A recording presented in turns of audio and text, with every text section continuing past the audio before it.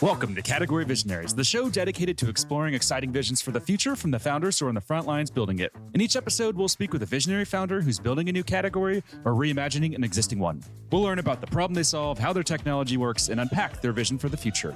I'm your host, Brett Stapper, CEO of Frontlines Media. Now let's dive right into today's episode.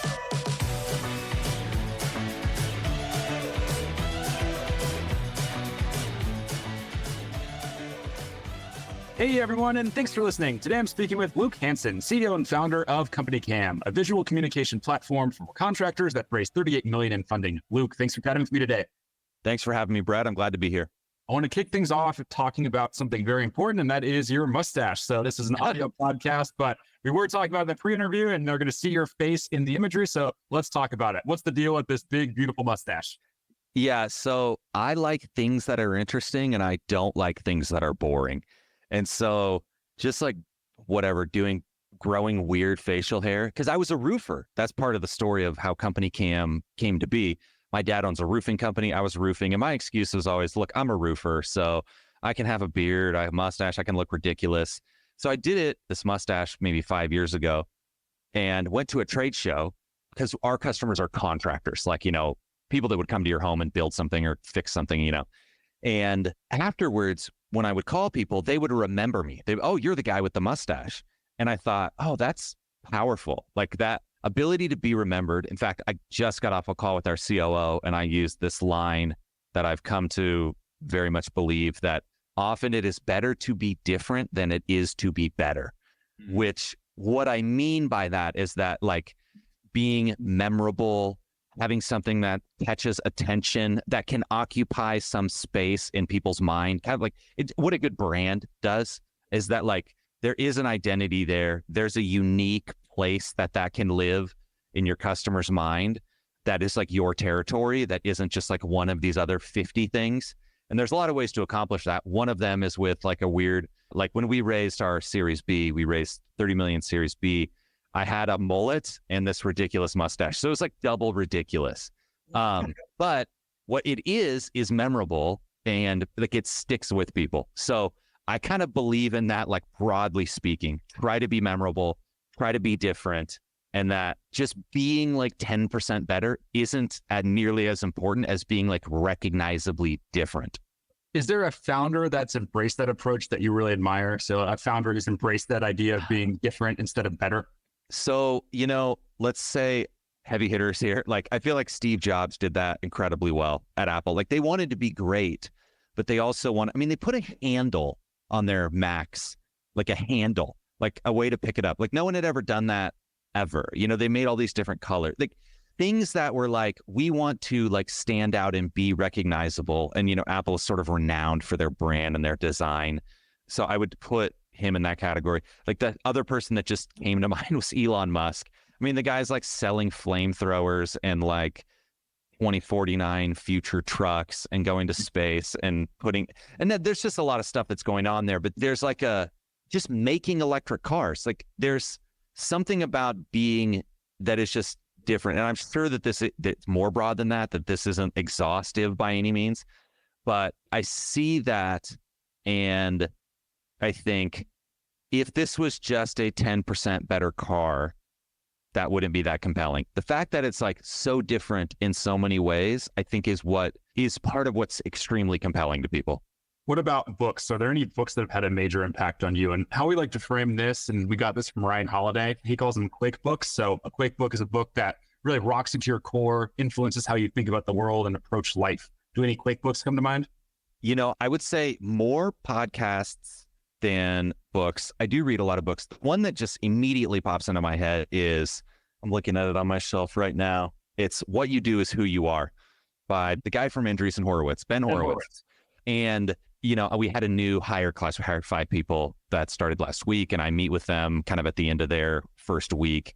And that's one thing I tell them is that, like, which is the lesson of this book, which is that you can write down all the sayings and the phrases, and you can have mission and values and a vision, and it's good to have. I'm not down on that stuff, but like what you do, how you treat people every day, how you treat your customers, how you expect people to work, how you work, like what you do is your culture.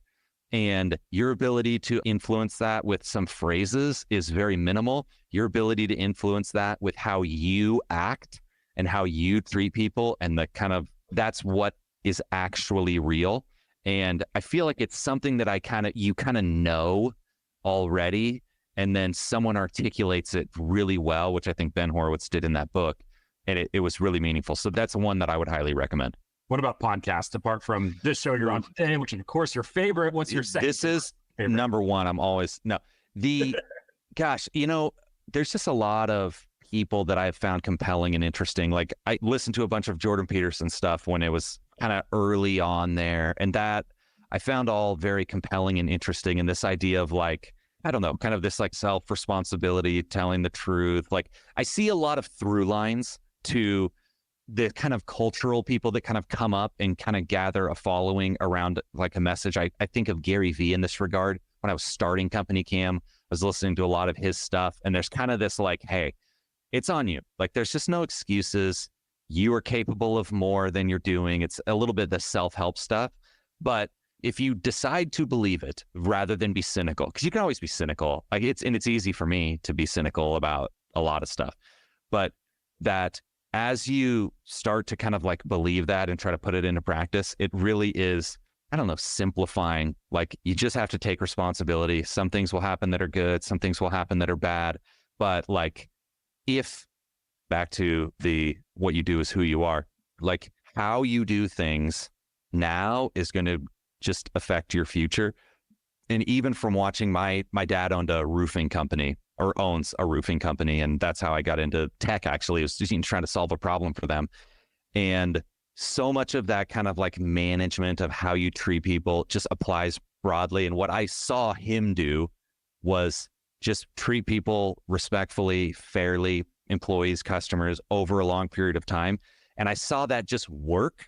Like I was on the employee side of that for a while, but that is just a sustainable way to do things that keeps your life relatively simple. And there's always a little hustle or a little scam.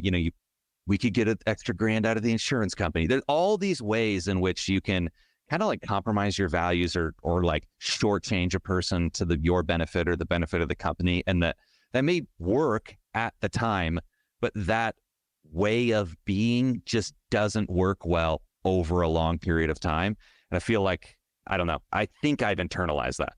Now, when we talk about technology, Silicon Valley comes to mind, but where it doesn't come to mind is typically Nebraska. I did change my mind a little bit there on that. So I came to Omaha in May for the Warren Buffett event, and I met with there used to be an operator, now he's a venture capitalist who's based out of Omaha. And he told me that, what the world thinks about Nebraska, they're wrong. There's a lot of tech, there's a lot of amazing entrepreneurs there, and there's just a lot of people in that ecosystem who are trying to build big things. So from your perspective, what's it like trying to build a tech company, outside of Silicon Valley or New York City or some of these, larger ecosystems?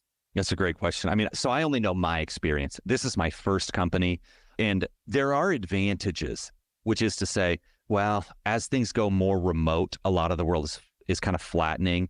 And so many of, let's say, the great Silicon Valley companies that kind of became platforms in different ways.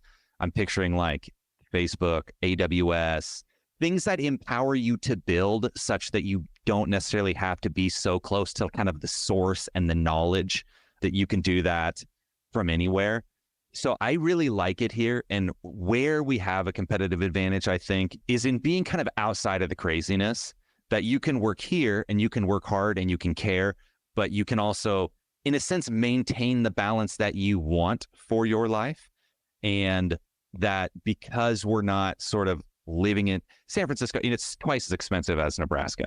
And so our cost structure is just lower across the board. Now, the downside is I don't bump into, not that everyone's bumping into Mark Andreessen, but there isn't just the person who has scaled SMB SaaS sales team 3 times before that I can bump into or hire or, pick their brain. A lot of that kind of like just this knowledge of SaaS and how to run the business, you can figure a lot of that out, podcasts, blogs, asking around, but it isn't like in the water here, which, can be good, but is also, it does make it harder. How have you seen it evolve then over the past decade or roughly decade since you started the company? I feel like I've seen everything become more and more democratized. And COVID was like I don't know, was it the straw that broke the camel's back? But the kind of, all of a sudden everyone went home and they're like, I don't know if I want to go back, And so we have an office. We overwhelmingly came back, but a bunch of our product and engineering team, like the vast majority of it is remote, mostly in the United States and then a little bit international. But I've seen more sort of like good companies be able to kind of like get off the ground here because of the infrastructure that's available. And it's been somewhat broadly available, but it's just like more and more your infrastructure, especially at the beginning, you can just sort of spin up without big time expertise. But then also the digital like go-to-market channels, like you don't need as many of these, I don't know, like partnerships or like, I don't need to know Drew Houston from Dropbox to get my thing off the ground or, be able to get on the phone with Microsoft. Like with that comes to selling to a broader range of customers. Like we are selling to contractors. These aren't the most technologically adept people. They're usually, they're often quite sharp and some of them are very, tech savvy. But just in general, it's a kind of a lagging industry in the adoption of technology. And there's just continual opportunity to sell to these, I say niches. There's a huge TAM in construction, right? And there's a lot of areas where if you can make the product that's the killer product for, dog groomers or just something like that, you can have a big, successful, even a venture-backed successful business, and you don't necessarily need to be located in San Francisco to do that. And to me, that both the broadening of who is buying software and the fact that the infrastructure exists, it's what's fueling this you can be anywhere idea. Let's switch gears here a bit and let's dive into the company. So I introduced you as a visual communication platform for contractors. What does that mean? What does the platform do?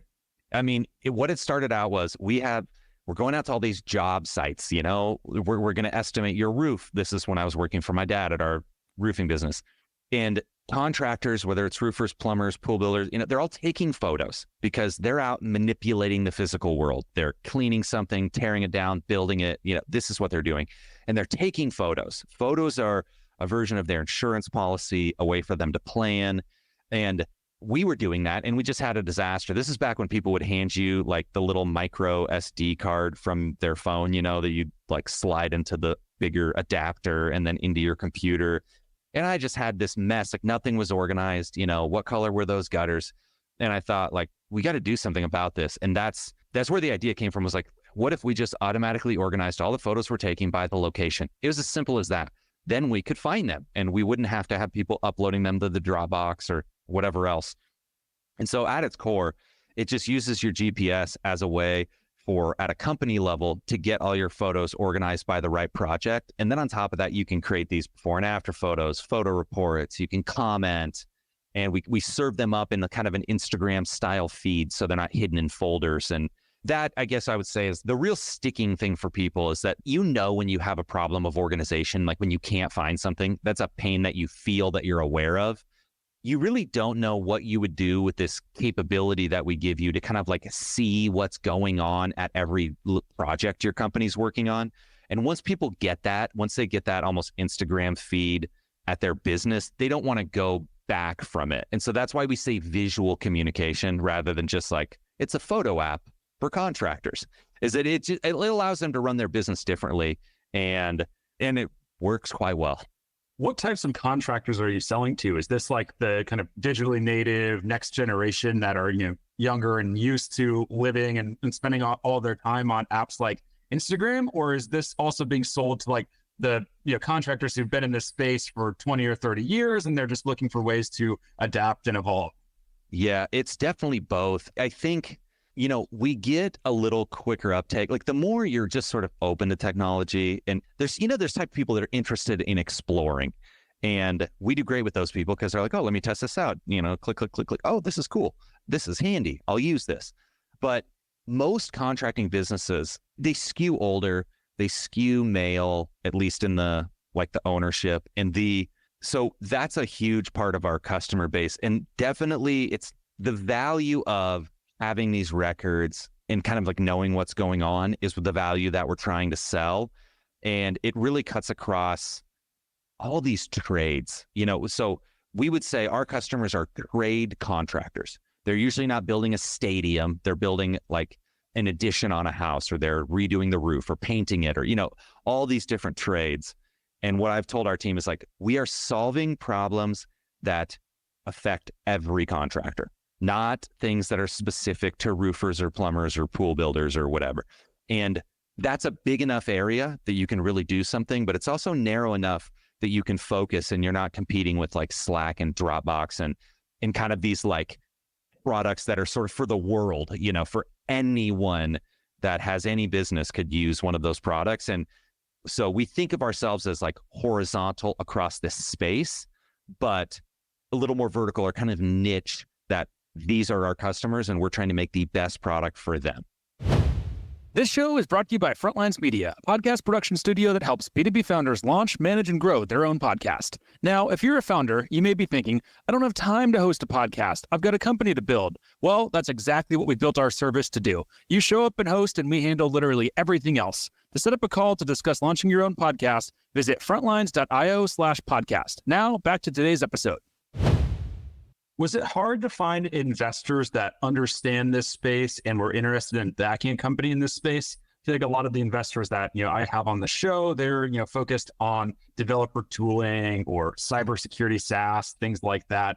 But I'm guessing with this, are there investors that just focus on this market, or did you have to convince investors that this is the market that they should focus on?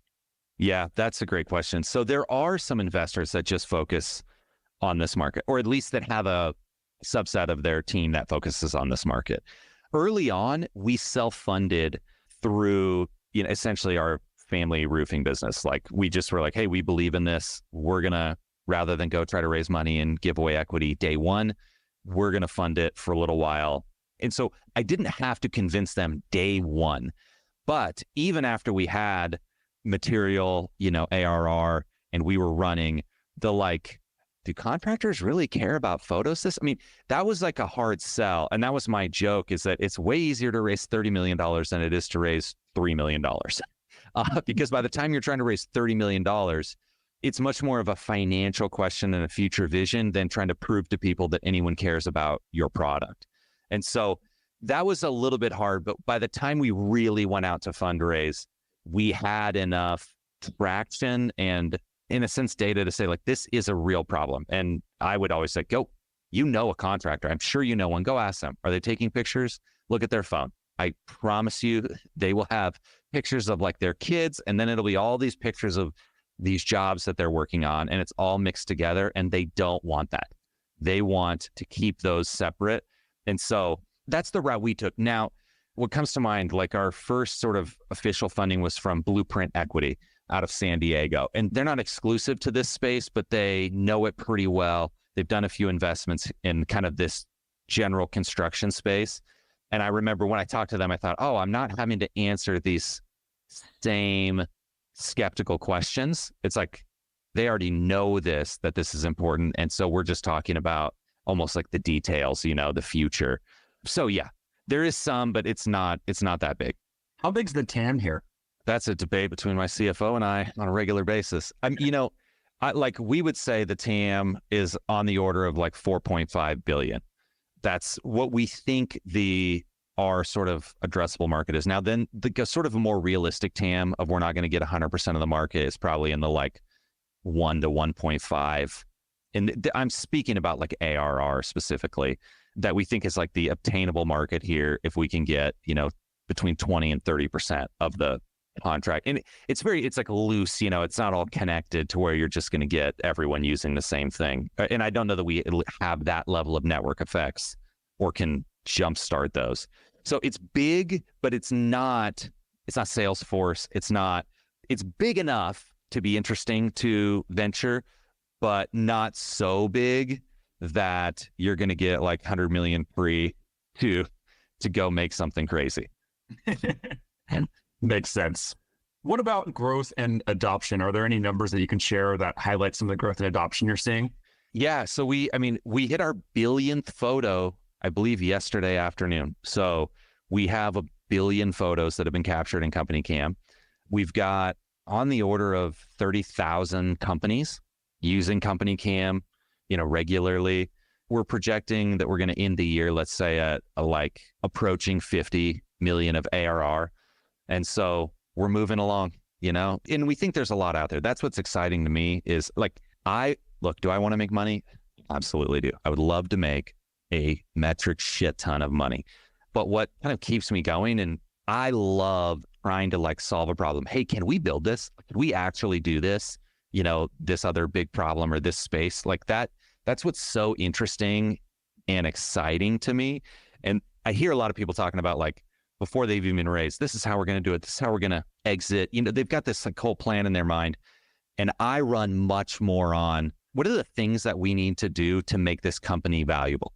And I probably err too much on that side of like, I don't care about your pro forma. I don't care about a whole bunch of this stuff. Like, there's practical things we need to build. There's practical story we need to tell selling. There's all this actual on the ground practical. We have to do this. And now where we're 8 years in, we're better at forecasting and projecting and things like that. But I feel like early on, like you have real problems. And the main problem is no one gives a shit. No one gives a shit about your product. No one knows about it. It probably doesn't do everything you need it to do. And like, gosh, those are the things you need to solve. And if you make something valuable, you will be able to figure out how to capture a bunch of that value. And so I say that a lot. Like if we create value, we will be able to capture it. We don't have to have the entire formula before we start. Let's create a bunch of value. And then a version of it will work itself out. Let's imagine 5 years in the future, you have a huge exit, you have your metric shit ton of money. What would you do with your time? What would you be working on if your money just didn't matter at all? Or where would you put that money? What types of things would you be investing in? That's a great question. So the joke around here, I made this joke to my wife and my mom. It didn't land as good as I wanted it to. But, my 10-year-old they were talking about, what's he going to be when he grows up? I said, he's not going to have to work. He's going to be smoking weed on the beach. Like, we're going to be set. And so, like, for me, I know myself well enough to know I'm going to want to do something. And so I'm actively, what I want to avoid is like, there's always a trap of the next guy's richer than you. They got a nicer car, watch, plane, what, I'm sort of actively trying to stay away from any of that because it's easy to kind of imagine and tell yourself a story about the future. But I just love building stuff. And so I imagine myself, I'm probably going to be selling bidets, Brett, to be totally honest. We should be using bidets in this country. It is just a disgrace that we're not using them. There's one company out there, Tushy, I'm plugging them right now. They sell bidets, but I think they mainly target like women in their marketing, which makes sense for bathroom products. But I think that there's an opportunity to sell bidets to men in this country. And I've been wanting to do that for a long time. So that might be what I do, or I'll probably have some other actual good idea, or I hope I do. But I just see myself taking a little breather, traveling, this stuff that's fun. But then, building is fun. It's really fun. Yeah, that's one of the highlights whenever you go to Europe is that you get to experience bidets there. I was just there and I was asking my fiance, like, is this okay that I enjoy a bidet? And she was iffy on it, but I'll share this interview with her and let her know it's normal. Yeah, tell her that she needs to get with it. I mean, like, this is the future, and we are like these across the pond peasants who don't, have barbarians. Yeah, exactly. Sorry, that's where I was over. We are the barbarians in this story. So funny. That's such a unique answer as well. I love it. Now, in terms of your competition, is your main competition just them using their iPhones and not having purpose-built tooling? Or who is that main competition? Yeah, our main competition. I mean, there's a handful of copycats, and like over the years, people have tried to kind of rip it off. And so we have I would say a very small competition. It's very rare that someone's in our sales funnel and they're like, well, we're thinking about using XYZ competitor to you. There's a few that exist, but that's not much of it. It is overwhelmingly like the good enough solution. Hey, well, we're organized in Dropbox, so we're not really feeling the pain. Or, yeah, we got the photos on our phone and that's sort of good enough. Like that is basically the competition. Or we're getting more now into kind of like forms and checklists and some of this. And so you're competing with like paper, which is often the good enough solution. But yeah, that's been simultaneously one of our best assets. Like when I was talking about being different, this product, it's simple to understand, but it's also something of a new, especially when we started, a new category. Like it's not just accounting software, or I always used to call it like run your business software, just a vertical SaaS for painters that just runs your painting business and you put everything in there. It's like a productivity tool in a sense for our customers. And so we never had much luck with like Google Ads or areas where there had to be intention at the beginning. We did extremely well on like Facebook, Instagram, TikTok, where we can show you and we can try to get your imagination going of, oh, I didn't really know that my problems in this kind of category could be solved in this way. And so that was sort of tricky. Like it's a benefit because you don't have a bunch of competition, but you're doing more kind of like education and you don't have as many people just like typing into Google and just you pay $10 to pop up on top. In terms of the growth that you've seen, what do you attribute to that growth? Obviously, let's separate the mustache. I know that had a huge impact, but let's separate that. What else have you done to rise above that noise and grow in the way that you have? Impossible to separate the mustache. No, I believe very much in product. I mean, I've added plenty of arguments around here and just in general, like, do you really have to have the best product? Do you have to try to have a consumer grade experience? And other companies make money and they don't have the best product. And I'm like, no, we're going to be the best. If we are the best, we're never going to lose. We may not, if we were smarter with sales and marketing, we may do better. But like having the best product that solves a real problem for real people that they care about, it's hard to understate how important that is. And I heard an interview with Mr. Beast recently, and he was talking about that the quality of the idea, like the theme of your video, that's like between that and kind of just the thumbnail, the title, that's 90% of the value. Like if you get that right, you are way ahead and you should spend way more time thinking about that, like the quality of the idea and in this case, the quality of the product. So that was huge because we've seen through referrals, there's a lot of things that have just scaled as our business has grown, and people love to talk about things that they like and things that make them sound smart. And so if people like your product and they feel smarter because they use it and they can tell someone else about it and they'll feel like that they'll sound smart when they talk about it, that's a huge win. And I've seen that in our case, people will talk about us at, when they're speaking at some event for flooring companies, because they like it and it makes them sound smart and it's like something to offer. And so I think I've lost track of the question. I'm rambling. No worries. I like the rambling. Let's dive a bit deeper into funding. So as we mentioned there, 38 million you've raised so far. What have you learned about fundraising throughout this entire process? Well, that having a good business, good product, good people on your team, good customers that's the number one thing. Like when it comes down to fundraising, you are talking to someone whose main job is finance. Now, everyone's ready for a good story. I mean, we're podcasting here. You don't want just someone reading a spreadsheet. Like you want to be able to tell a compelling story about the future. You don't always have to have the numbers. And early on, it's all the story. And what I would say is like, you had better believe that story.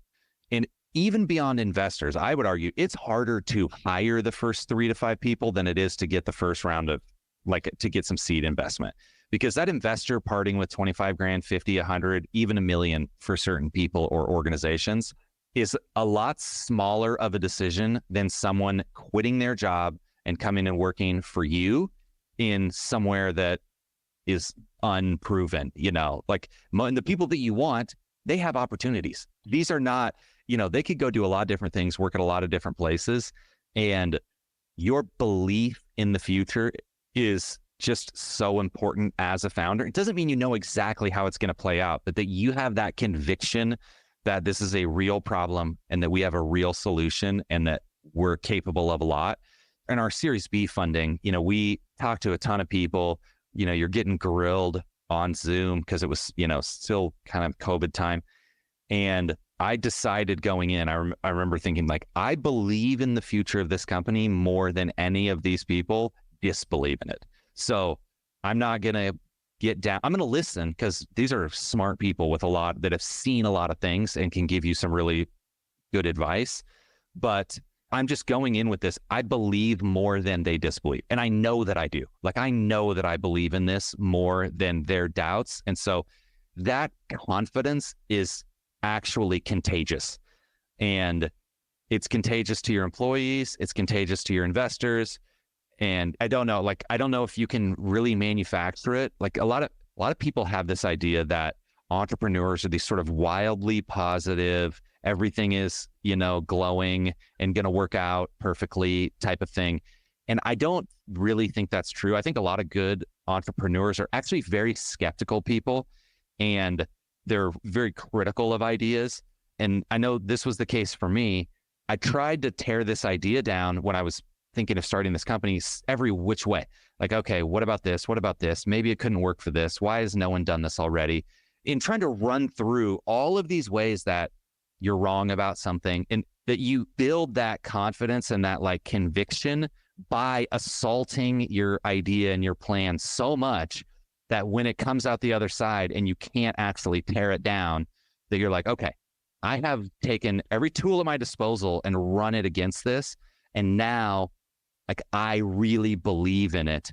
That is the foundation for you to hire people that believe in it. That is the foundation to raise money.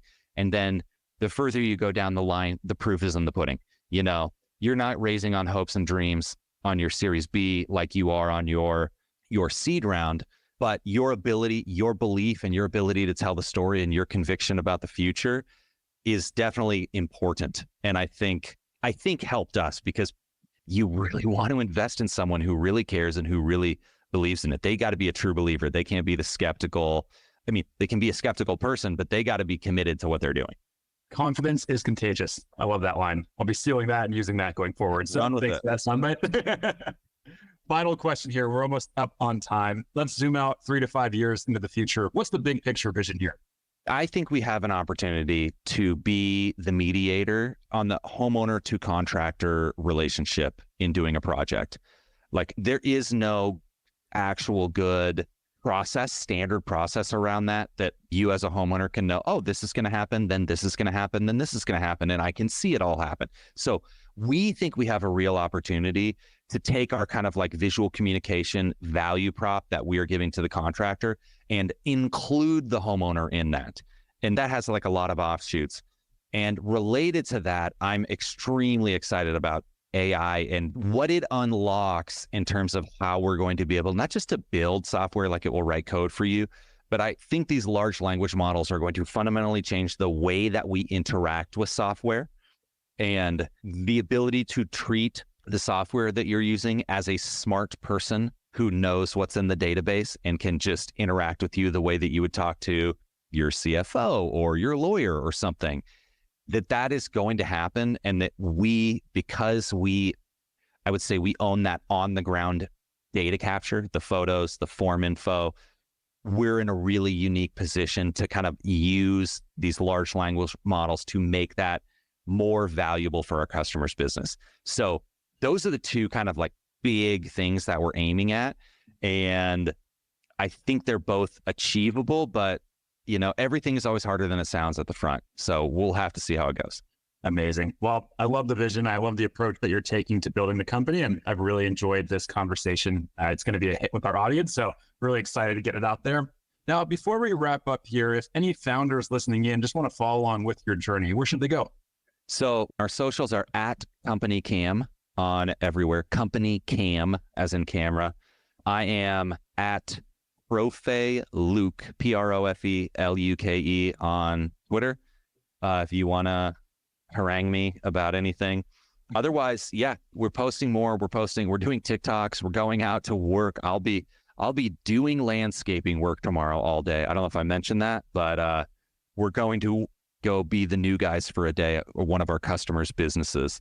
And, they're going to put us to work doing the worst work they can dream up. And so there should be some fun stuff happening in that regard. And I think what you will count on if you follow along with CompanyCam is that it will not be boring. It may be offensive, it may be lame or cringe, but we're going for not boring. we used to have it internally, this idea of, or we talked about it a lot, called OTL marketing or on the line marketing. And we said on like one side, it's boring as fuck. And on the other side is prison. And you want to try to get as close to that line as you possibly can and hug that line of controversy and use that to generate buzz. So that's the line I'm stealing from you. OTL marketing and boring or prison. That is perfect. Yeah, I love it. All right, Luke. Well, hey, man, thanks so much for taking the time. This has been a lot of fun. I appreciate it, Brett. Thanks, man. All right, keep in touch. This episode of Category Visionaries is brought to you by Frontlines Media, Silicon Valley's leading podcast production studio. If you're a B2B founder looking for help launching and growing your own podcast, visit frontlines.io/podcast. And for the latest episode, search for Category Visionaries on your podcast platform of choice. Thanks for listening, and we'll catch you on the next episode.